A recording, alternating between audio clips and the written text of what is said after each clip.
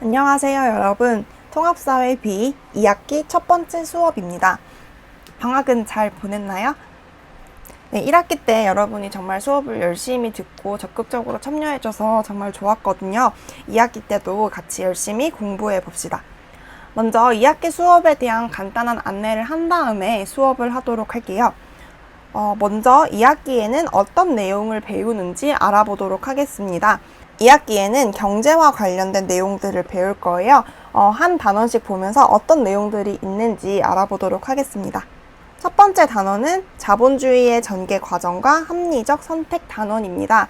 우리나라가 채택하고 있는 경제체제가 자본주의 체제이거든요. 그러니까 자본주의가 무엇이고 어떤 발달 과정을 거쳤는지를 알아야 우리나라 경제체제도 제대로 이해할 수가 있겠죠. 그래서 자본주의가 무엇이고 자본주의의 발달 과정은 무엇이었는지를 배워보도록 할 것입니다. 자, 그리고 합리적 선택이라는 말이 나오는데 경제라는 것이 근본적으로 추구하는 것은 한정된 자원을 효율적으로 사용을 하여 최대한 많은 사람들의 효용을 증진시키는 것이 경제학의 목적이에요. 근데 그렇게 효용을 극대화하려면 사람들은 선택의 상황에서 합리적으로 행동을 해야 됩니다. 우리 모두 합리적으로 선택을 해야 우리 자신도 잘 살고 사회 전반적으로도 다 잘 살게 되겠죠. 그래서 이런 합리적 선택을 할 때 고려해야 될 점이 무엇인지를 배워보도록 하겠습니다.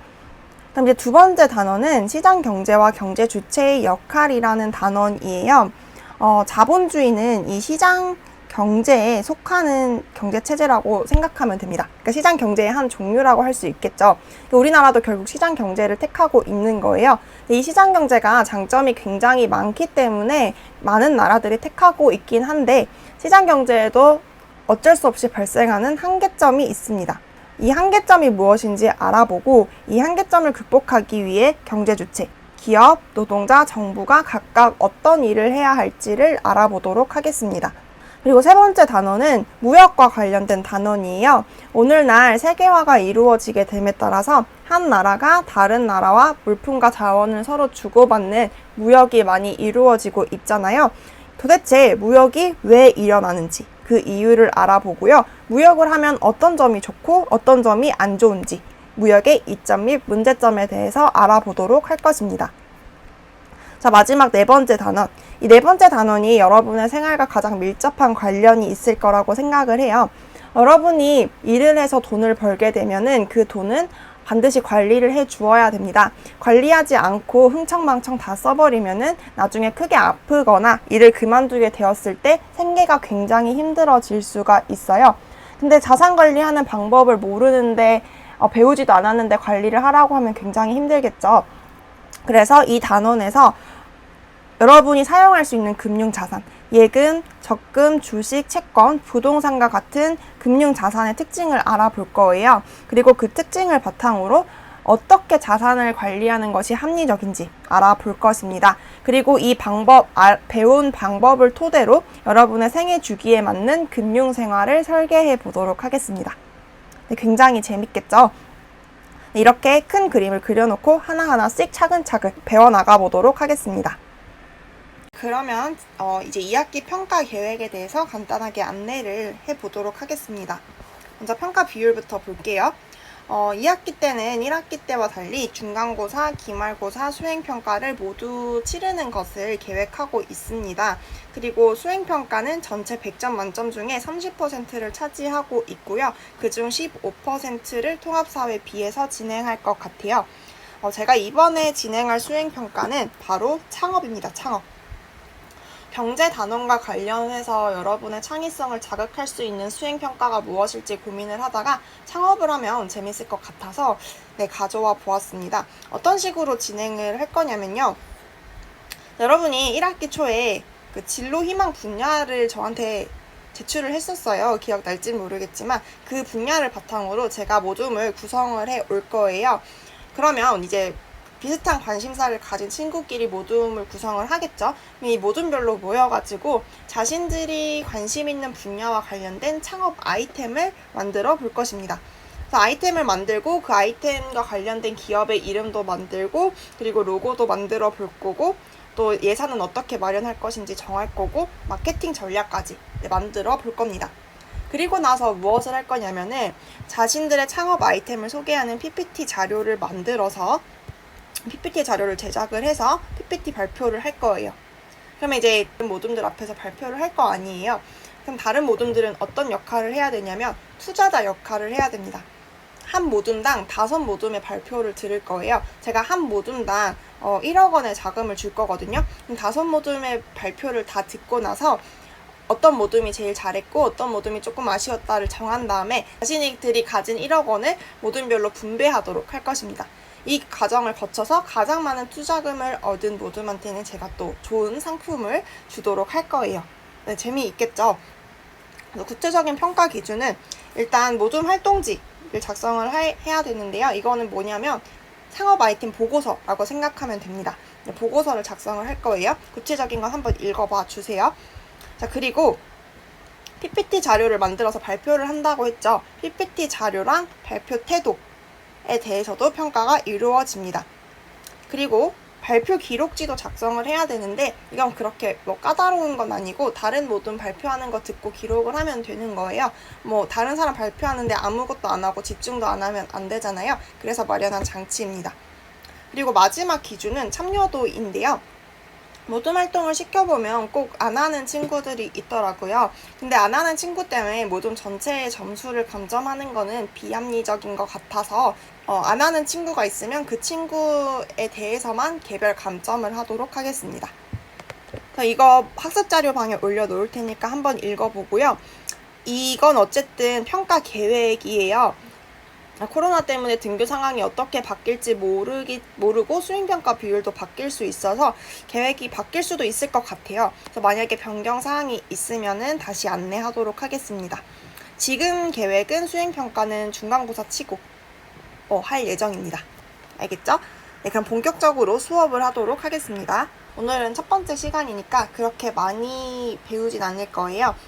자, 오늘 배우게 될 거는 뭐냐면은 경제체제가 무엇인지를 배우고 그리고 경제체제의 한 종류인 자본주의 경제체제의 발달 과정에 아주 조금을 배워보도록 하겠습니다. 경제체제가 무엇인지를 알아야 하는 이유는 아까도 말했듯이 자본주의가 경제체제의 한 종류예요. 자본주의를 이해하려면 경제체제가 무엇인지부터 알아야 합니다. 경제체제는 뭐냐면요. 국민경제의 기본 문제. 경제 생활을 하다 보면은 여러 문제가 발생을 하게 되어 이 자원은 누구한테 배분을 할 것인지, 물건을 어느 정도 생산을 할 것인지, 그리고 실업과 인플레이션을 어떻게 해결할 것인지와 같은 여러 문제가 발생하는데 그러한 문제들이 해결되는 그 사회의 경제 제도, 방식을 의미합니다. 이 경제체제의 종류는 사실 굉장히 많아요. 근데 그 많은 것들 중에서 양극단에 있는 2가지 경제체제에 대해서만 배워보도록 할게요. 경제체제는 크게 시장경제체제와 계획경제체제로 나누어집니다. 우리가 흔히 말하는 자본주의는 시장경제체제에 속하고 있고요. 그리고 우리가 흔히 말하는 사회주의나 공산주의는 계획경제체제에 속합니다. 많은 사람들이 오해하는 게 민주주의의 반대말이 뭐야? 라고 하면은 사회주의, 공산주의라고 말을 해요. 근데 그거는 굉장히 잘못된 비교입니다. 여러분은 이제 배웠으니까 그러지 마세요. 민주주의는 정치체제를 일컫는 말이고요. 사회주의랑 공산주의는 경제체제를 일컫는 말이에요. 그래서 민주주의 반대말이 뭐야? 라고 하면은 군주제나 전제주의 이런 거를 말해야지 사회주의나 공산주의를 말하면 안 됩니다. 그 사회주의와 공산주의의 반대말은 민주주의가 아니고 자본주의인 거예요. 알겠죠? 상식적으로 알아두면 좋을 것 같아요.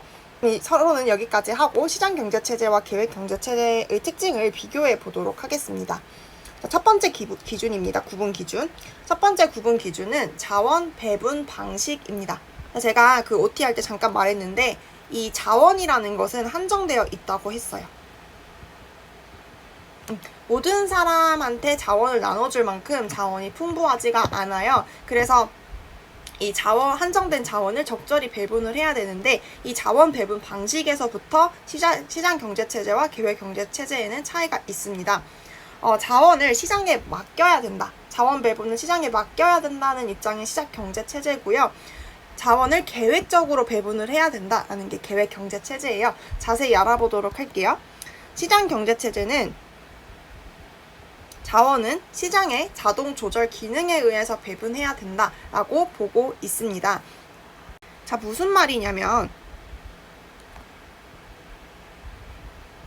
이게 시장이 있으면은 물건을 구입하고자 하는 소비자가 있고 물건을 팔고 싶어 하는 생산자가 있어요. 이렇게 시장에 생산자와 소비자가 모이게 됩니다. 서로의 이제 욕구를 표출을 하겠죠. 소비자는 얼마만큼의 물건을 얼마에 사고 싶어 라는 수요를 말을 하게 될 것이고, 생산자도 얼마만큼의 물건을 얼마에 팔고 싶어 라는 욕구를 표출을 할 겁니다. 이런 생산자와 소비자가 서로 이제 막 소통을 하면서 적정 가격과 적정 거래량이 결정이 되는 거죠. 이렇게 시장에 맡겨 놓으면은 알아서 자원이 가장 필요한 사람한테 적정 가격에 공급이 된다고 봅니다. 시장의 자동 조절 기능에 맡겨야 된다고 봐요. 오히려 국가가 여기에 개입을 해버리면은 이 적정 가격과 적정 거래량 결정이 안 되고 이상하게 배분이 된다고 봐요. 그러니까 물건이 필요 없는 사람한테도 자원이 가버리고 자원이 정말 필요한 사람한테 부족하게 가는 문제가 발생한다고 봅니다. 그래서 시장 경제 체제를 지지하는 사람들은 정부는 절대 시장에 개입해서는 안 된다고 봐요. 그래서 정부는 해야 될 게 뭐냐면 개인들이 자유로운 경제 활동을 할 수 있도록 지원만 해주어야 되고요. 그리고 질서를 마련하는 것만 해야 된다고 봅니다. 그러니까 개인의 재산권을 보장해주고 개인이 다른 사람의 간섭 없이 자유롭게 경제활동을 할 수 있도록 치안과 국방에만 힘을 써야 한다는 것이죠. 이거를 뭐라고 하냐면 작은 정부론이라고 합니다. 그러니까 정부의 역할은 최소한에 그쳐야 한다라는 것이 작은 정부론이에요. 정부는 많은 일을 해서는 안 된다라고 봅니다. 알겠죠? 자, 그럼 계획경제체제에서는 자원을 어떻게 배분해야 된다고 보냐? 아까 말했죠? 계획을 해서 배분을 해야 된다고 봅니다. 근데 이 계획의 주체는 뭐냐? 누구냐? 정부입니다. 정부. 정부가 명령과 통제를 해서 자원을 배분해야 된다고 봅니다. 그러니까 너는 얼마만큼의 자원을 가져가, 너는 얼마만큼의 자원을 가져가 라는 식으로 명령을 해서 자원을 배분해야 된다고 봅니다. 둘이 굉장히 차이가 많죠. 그러니까 시장경제체제는 시장의 자율성을 통해서 자원을 배분을 하는 것이 중요하다고 보고 있고, 계획경제체제에서는 자원은 정부가 명령을 통해서 배분해야 된다라고 보는 것이죠. 알겠죠, 여러분? 이게 첫 번째 구분 기준이었고요. 두 번째 구분 기준을 보도록 하겠습니다. 두 번째 구분 기준은 생산수단의 소유입니다. 자, 생산수단이 무엇이냐면 어떤 물건을 생산하는데 쓰이는 도구라고 생각하면 돼요. 보통 생산수단이라고 하면은 뭐가 언급이 되냐면 자본과 토지가 언급이 됩니다. 자, 여기서 말하는 자본은 무엇이냐면 보통 자본하면 돈을 떠올리기 쉬워요. 근데 경제학에서는 자본이라는 것은 물건을 만드는 데 필요한 기계나 공장 같은 걸 자본이라고 합니다. 알겠죠? 경제학에서 말하는 자본은 일상생활에서 말하는 자본이랑 조금 달라요. 그러니까 기계, 공장이 자본이고요. 그런 자본이 들어서는 토지, 이게 다 생산수단이 되는 거예요. 근데 오늘 우리나라 생각해보세요. 기계랑 공장, 토지 개인의 소유 가능하죠? 개인이 소유하는 거 가능하잖아요. 삼성 공장 이거 다 개인이 소유하고 있는 거지 국가가 소유하고 있는 거 아니잖아요. 네, 시장경제체제 하에서는 생산수단을 개인의 사유를 인정합니다. 사유라는 것은 사적 소유라고 생각하면 돼요. 개인이 사적으로 생산수단을 소유할 수 있다고 봅니다. 너무 당연한 것 같죠? 근데 계획경제체제 하에서는 개인의 사적 소유 인정 안 합니다. 오로지 국가의 소유만 인정합니다. 그러니까 계획경제체제 하에서는 기계, 공장, 토지는 모두 국가 소유예요. 개인이 절대 소유할 수 없습니다. 왜 그러냐? 이게 좀 자세히 말하면 깊은 얘기가 돼서 간단하게만 말하자면은 생산수단의 사적 소유를 인정해버리면 빈부격차가 심해지고 사회적 불평등이 심해지는 경향이 있어요. 그래서 그걸 막기 위해서 국가의 소유만 인정을 하고 있습니다. 네, 이렇게 두 번째 기준까지 알아봤어요. 세 번째 구분 기준을 보도록 하겠습니다.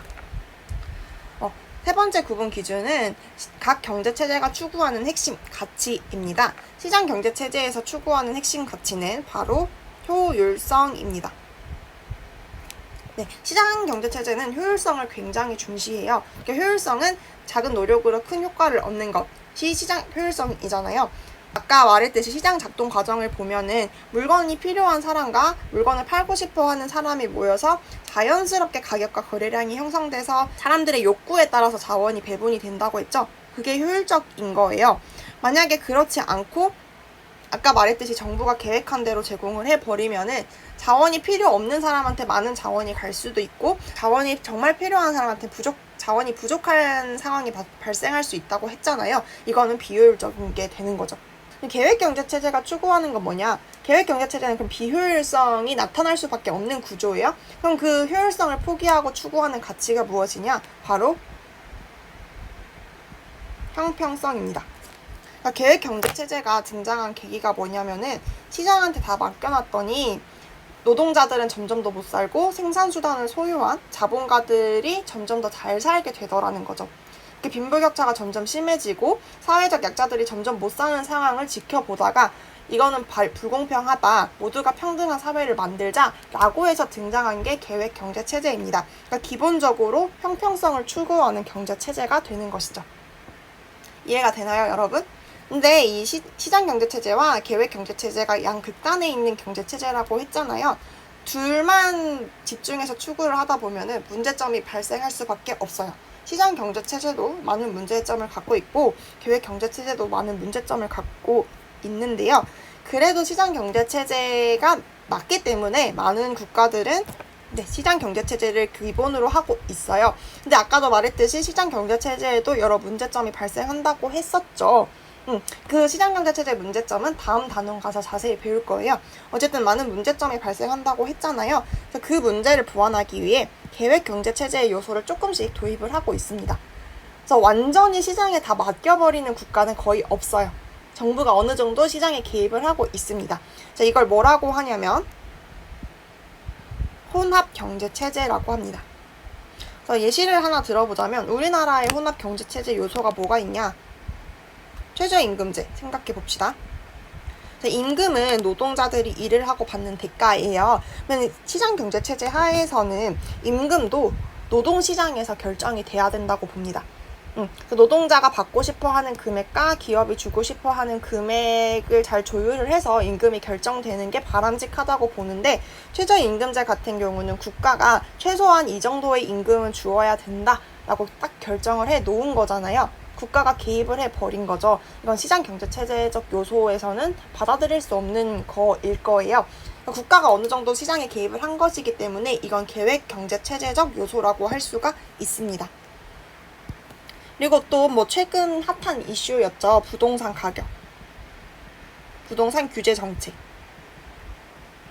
지금 정부가 부동산 가격이 너무 올랐다, 줄이겠다라고 하면서 여러 규제 정책을 발표를 하고 있는데 이것도 시장경제체제 하에서는 상상도 못할 일이죠. 부동산 가격은 부동산 시장에서 결정되도록 맡겨놔야 되는데 지금 정부가 부동산 시장에 개입을 해버린 거잖아요. 이것도 계획경제체제적 요소라고 할 수 있습니다.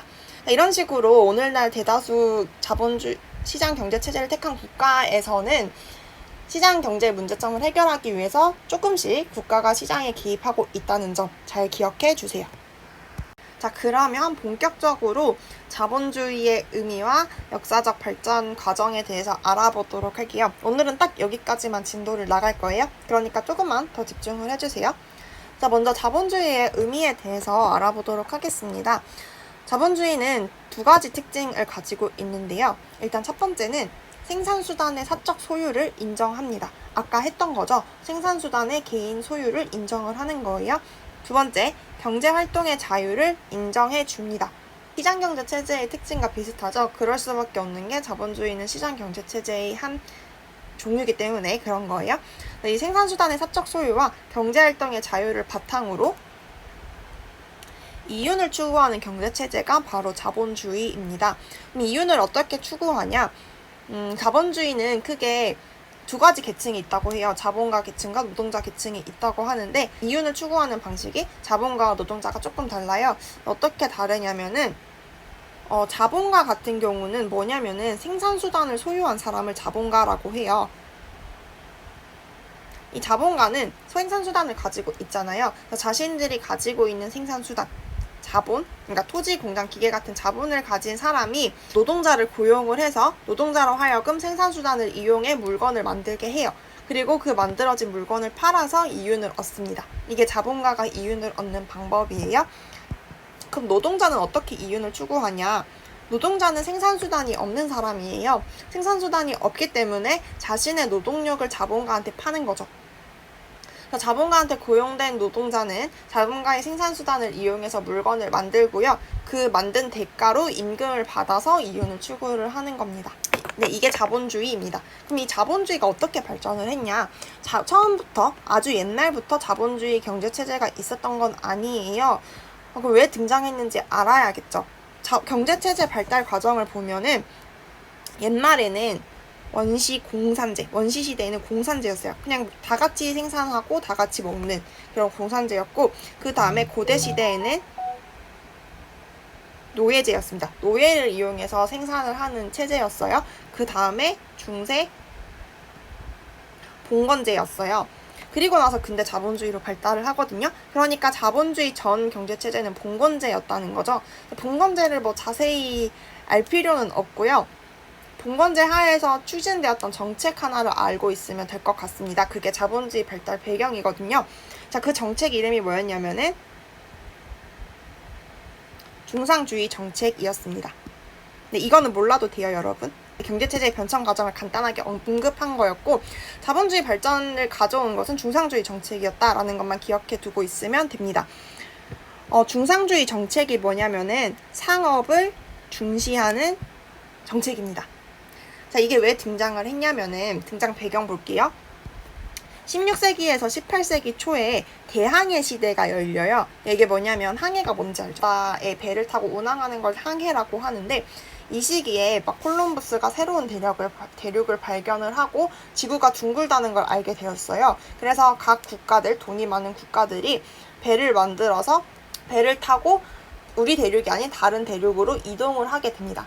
그러면서 서로가 가지고 있지 않는 자원, 물품을 서로 교역하는 무역이 이루어지게 되는 거죠. 무역을 하면은 이제 서로 물건을 팔고 어떤 대가를 지불을 해야 되잖아요. 그때 지불됐던 대가가 금, 은이었어요. 이렇게 대항해 시대가 열리면서 금, 은을 축적해둔 부자 상인이 많이 등장하게 됩니다. 알겠죠? 그리고 이 시기 16세기에서 18세기 초의 정치 체제는 뭐였냐면 절대 왕정 시대였습니다. 민주주의 반대말이죠. 민주주의는 국민이 국가의 주권을 가지고 있고 국가의 중요한 일을 결정을 하는 정치 체제잖아요. 왕정은 왕이 국가의 주권을 갖고 국가의 중요한 일을 결정하는 정치 체제를 의미해요. 근데 여기 절대라는 말이 붙었죠. 무슨 말이냐면 왕이 절대적인 권한을 가지고 있었다는 뜻입니다. 네, 이 시기는 절대 왕정 시대였어요. 그래서 왕이 죽으라고 하면 죽는 신용까지 했었어야 되는 왕이 굉장히 강한 권한을 갖고 있던 시대였습니다. 근데 강력한 왕권을 유지하려면 필요한 게 뭐냐면 강력한 군대입니다.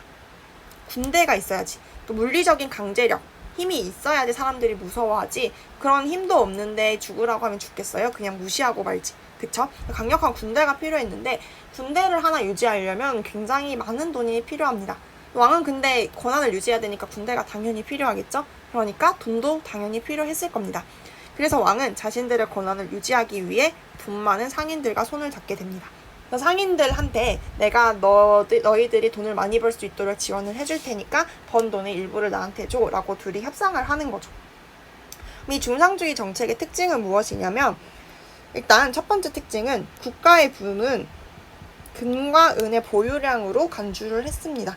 그러니까 금과 은을 많이 가지고 있을수록 국가의 부가 크다라고 생각을 했던 거죠.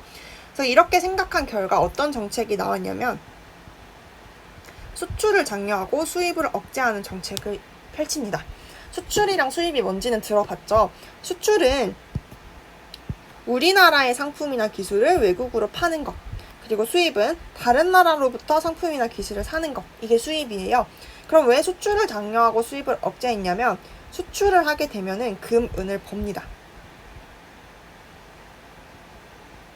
우리나라의 물건을 팔고 그 대가로 금, 은을 가져오는 거죠, 국가에. 그럼 국가의 부가 증대가 되는 거죠. 그리고 수입을 억제하는 이유는 다른 나라로부터 물건을 사면 그 대가로 우리나라 금, 은을 줘야 되잖아요. 금, 은을 줘야 돼. 그러면 우리나라 국가의 부가 줄어들게 되는 거겠죠. 그렇기 때문에 수출은 장려하고 수입은 억제하는 정책을 펼칩니다. 근데 이게 잘 되려면은 생산을 통제할 수밖에 없어요. 막 국내의 그 생산자들이 자기들 마음대로 생산을 해서 다른 무역상한테 팔아버리면 수입 억제가 안 되잖아요. 그래서 이 수출 장려 수입 억제 정책을 성공적으로 시행하기 위해서 생산 물품, 생산량, 제품의 가격 모두 상인과 국가가 다 결정을 했습니다. 그러니까 생산자들이 많이 생산할 수 있어도 상인들이 너네 그만 생산해 라고 하면 생산을 더 못했던 것이죠. 알겠죠? 이 중상주의 정책은 당연히 한계가 있을 수밖에 없습니다. 통제를 하면 할수록 불만은 많아지고 안 좋은 점이 드러나게 되겠죠. 어떤 한계가 있었냐면요. 생산성 향상이 아닌 오로지 무역 흑자와 기금 소개만 관심이 있다 보니 국민들의 삶은 나아지지 않았습니다. 그러니까 국민들은 국가가 금은이 많아진다고 해서 잘 사는 건 아니잖아요. 국민들한테 필요한 거는 깨끗한 옷, 생활에 필요한 기술, 생활에 필요한 물품, 깨끗한 음식, 좋은 음식들일 거란 말이에요. 좋은 주택, 이런 것들일 건데 국가는 그런 거에 관심이 없고 오로지 수출을 성공시킬 만한 물건을 만드는 데만 관심이 있었던 거죠. 그래서 금, 은 보유량은 많아졌을지 몰라도 국민들의 삶은 전혀 나아지지 않습니다. 그리고 두 번째, 산업혁명이 발생을 합니다. 산업혁명이 이루어졌다는 것은 대량 생산이 가능하다는 거잖아요. 기계가 발명이 돼서 공장이 만들어지고 대량 생산을 할 수 있는 환경이 조성이 됐어요. 그럼 생산자 입장에서는, 자본가 입장에서, 생산수단을 가지고 있는 자본가 입장에서는 당연히 더 많이 생산을 하고 더 많이 팔아서 돈을 더 많이 벌고 싶을 거예요. 근데 아까 말했죠. 상인이랑 국가가 생산량이랑 가격을 다 통제해 버린다고 했죠. 자본가들은 불만을 가질 수밖에 없습니다. 자, 이런 한계점을 지적하면서 등장한 그 유명한 철학자이면서 경제학자인 아담 스미스가 새로운 이론을 등장시킵니다. 아담 스미스는 뭐라고 주장을 했냐면 국가의 부는 기금속으로 결정되는 게 아니다. 개인들이 자유롭게 경제활동을 하면서 사익을 추구하는 과정에서 증가한다라고 주장을 합니다. 자, 그러니까 이런 거지. 자, 자본가가 돈을 더 많이 벌기 위해서 생산도 많이 하고 생산 기술도 증가시켜. 네. 그리고 그러면 그 과정에서 생산력이 발전이 이루어지게 되겠죠? 그리고 생산을 많이 해야 되니까 노동자 고용도 많이 할 거야. 노동자들은 또 그럼 임금을 많이 벌어들이게 되겠죠? 임금을 많이 벌어들이면은 더 많이 살 수 있을 거 아니에요. 구매력이 증가했으니까 자본가가 더 생산을 많이 할 겁니다.